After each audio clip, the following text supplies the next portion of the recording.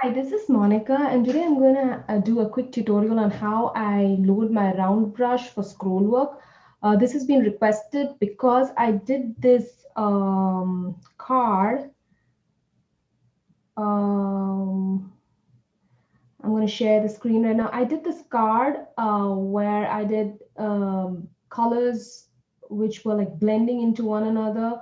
And this video is available in my channel for you to watch. But a lot of people had doubts on how I loaded my brush for this, simply because I had this transition of colors going on. I did use Color Shift Paint for this card. I didn't have blue today like I used in this, so I'm using metallics. But I would highly recommend doing the whole thing with color shift, like in this card, simply because the color shift has a translucent, iridescent quality, and you'll get these streaks better with that. That being said, scroll work can be done in any kind of paint. It's just that the effect that you're going to get is different based on the kind of paint that you're going to use. Consistency of your paint has to be reasonably liquidy, not too liquidy and not too thick. Because color shifts are already translucent, they kind of work with less water and they still work good because they're pretty thin.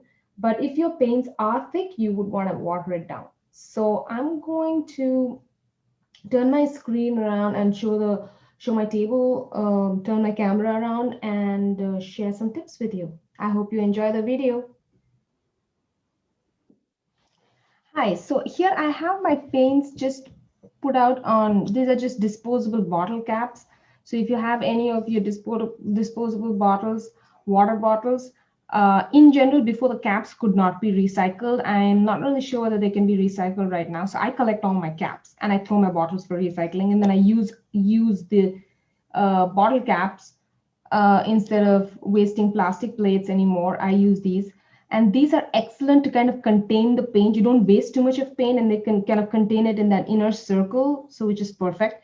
You could use anything else, old watercolor, the watercolor containers basically. Once you use up the paint, you should save those up and then use it. I'm a pretty much a hoarder and I kind of hoard all these small things and then reuse them as much as possible.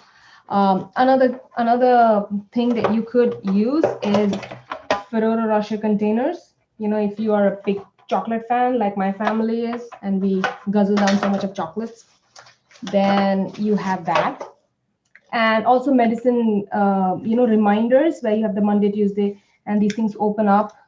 They are excellent paint holders again, and they come with lids, so you can kind of close it back and protect your paint for some time from it drying up.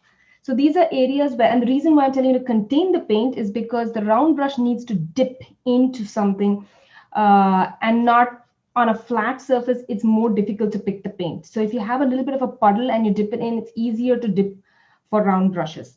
So that's why I prefer these. Now, apart from that, it's very, very simple. All you have to do is make sure your consistency of the paint is not too thick, because then it doesn't really work very well. And you just dip your brush in, make sure that you have kind of a considerable amount of paint. And then I just take a little bit of purple, all right? And I start from one corner, push, get a grip on my stroke on which way I'm going. I don't have any indications or anything, so I'm just like randomly drawing a stroke. So if you want it to become more and more purple, you can just keep taking more purple, right? And then say you want to start adding a touch of blue, you can start adding blues. See that? So it's like you can play around with this a lot. You can mix both the purple and the blue together, and then you'll get a nice, and see there's a little bit residue of pink is coming in too. So you can you can play around a lot with it. You can go over a stroke also for, I don't usually like doing that. I like that initial streaking. If you keep going over it, the only disadvantage is that you lose the streaking. And I really, really like the streaks that come with this particular technique. And I'm using all metallics and color shift here, all of folk art paints. So this is color shift paint. I'm using the pink and the purple flash, and this is metallic blue topaz. So the blue is more intense. These are more transparent. I ran out of blue in the color shift, but This would probably work the best with all color shift paint because they're transparent and they give a beautiful effect when you do it together. So that's all it is. I just needed to show you how I load it.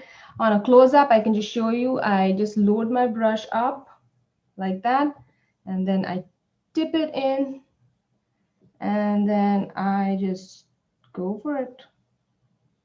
That's all it is. So I hope this helps you load the brush. You can watch the video where I did the entire card with similar kind of strokes, a little more complex, of course, but you could just go ahead and watch that video, and hopefully this video will help you load your brushes better for your scroll work. Thank you. Bye bye.